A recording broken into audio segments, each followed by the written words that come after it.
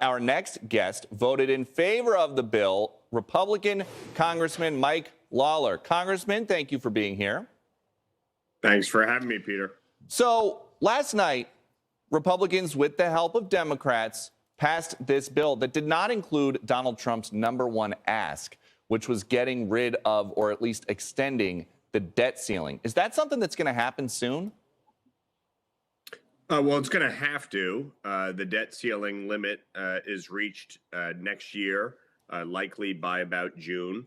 But look, we're still in a divided government, and I think people fail to recognize that, even though the focus has been on President Trump. Joe Biden is actually still the president, which is really mind-boggling because nobody's heard from him in weeks. And in fact, during this entire negotiation, he was nowhere to be found. Look, I believe, like President Trump, that the debt ceiling does need to be lifted. This is not about future debt. This is about previous debts incurred.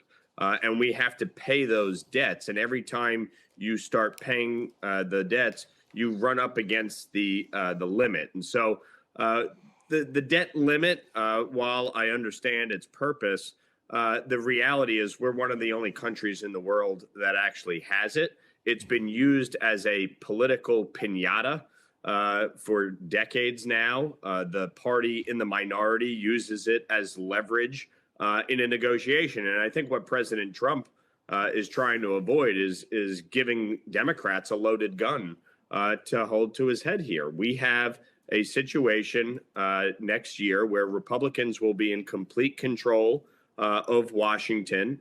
And we have a lot of work to do, especially through reconciliation. We have to get our appropriations work done.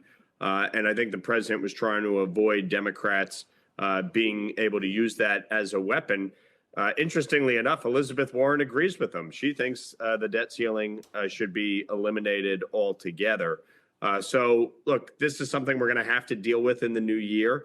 I agree with my 34 or so colleagues that voted against the bill insofar as we have to reduce our debt. We're at $36 trillion. We have to bring down federal spending, but we're going to be best positioned to do that in the new year with Republican control of Washington, not right now in a divided government. And a question about next year, Congressman. To get this funding bill through and to avoid the government shutdown, Speaker Johnson needed a lot of Democratic help. When Kevin McCarthy did that, he got canned. So, in less than 2 weeks at the speaker vote, is Johnson toast?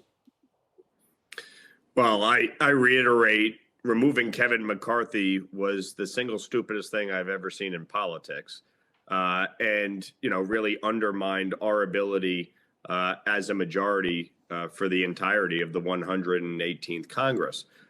Removing Mike Johnson would equally be as stupid. And so you're going to vote for Mike Johnson in 2 weeks on the first ballot? Absolutely. Look, President Trump needs to have his election certified on January 6th. If you don't have a speaker, you can't certify the election.